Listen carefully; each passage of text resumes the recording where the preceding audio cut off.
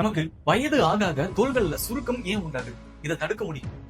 ஒரு 20 வயது மதிக்கத்தக்க ஒருத்தரையும் 60 வயது மதிக்கத்தக்க ஒருத்தரையும் பக்கத்துல நிக்க வச்சு பார்த்தோம்னா அவர்களுக்கு இடையிலான வயது வித்தியாசத்தை காட்டி கொடுக்கிறது அவர்களோட தோள்களாக தான் இருக்கும். நம்முடைய உடலோட தோல் பகுதியில கொலாஜன் மற்றும் எலாஸ்டின் சொல்லப்படக்கூடிய 2 புரோட்டீன்கள் இருக்கு. இந்த புரோட்டீன்கள் தான் நம்மோட தோலோட சுருக்கம் இல்லாத ஒரு அமைப்பை கொடுத்துக்கிட்டே இருக்கும். மேலும் செல்களும் மாதத்திற்கு ஒரு முறை ரீப்ளேஸ் ஆகிக்கிட்டே இருக்கும். 20 வயது வரைக்கும் இந்த செயல்பாடுகள் எந்த பிரச்சனையும் இல்லாம தொடர்ந்துகிட்டே இருக்கும். ஆனா அதற்கு பிறகு நமக்கு வயது ஆக ஆக இந்த வேகம் குறைஞ்சிக்கிட்டே போகும். மேலும் கொலாஜனும் எலாஸ்டினும் குறையறதால சருமம் மெலிதாகவும் வறண்டதாகவும் தன்னோட நிகழ்வுத்தன்மையை இழந்ததாகவும் மாறும். தோல் சுருக்கம் அப்படிங்கிறது வயதாகும் போது இயல்பாக வராது. ஆனா அந்த செயல்பாடு சீக்கிரமே உருவாக நம்மோட வாழ்க்கையில சில பழக்க வழக்கங்களும் காரணமா அமையுது.